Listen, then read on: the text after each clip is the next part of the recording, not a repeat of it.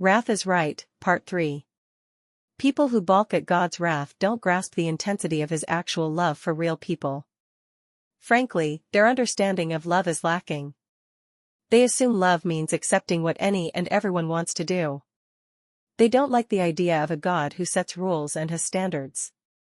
They think people ought to be able to set their own standards of right and wrong, good and evil.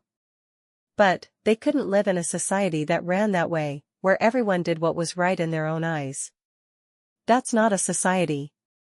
That's chaos. Long ago, human beings banded together in groups to develop rules of behavior precisely because it doesn't work when everyone does their own thing.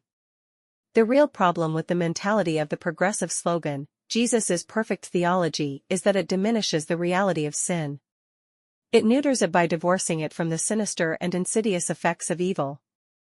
It makes sin a generic kind of less-than-great lifestyle issue. No. Sin is an expression of evil, something that isn't just contrary to God's will. It's cosmic treason. Sin, in all its forms, is nothing less than poison injected into creation. And like poison, some sin acts faster than others, but it all kills. The same progressive who scorns the orthodox understanding of God's wrath thinks it perfectly right to have his own experience of it when evil touches his life. No progressive walks into their house that's just been burglarized and thinks, "The poor person who did this. Life must have been so unfair to them." No, they're dialing 911, demanding the police come out, take a report, catch the guy, and put him away. It's easy to recommend forgiveness, altogether different to practice it. Sin's easy to deal with when it's generic and nonspecific. It is not so easy when it has a label: trafficking, child abuse, molestation, slavery, extortion, murder. Harder still when a loved one is a victim of it. The balance point for us in all this is to keep in mind that God's love and wrath aren't pitted against each other in some kind of eternal duel. God's love prevails. While He loves at all times, the expression and execution of His wrath is delayed. That delay is His mercy. God's mercy carves out a space in time that allows people to turn from that which is the object of wrath.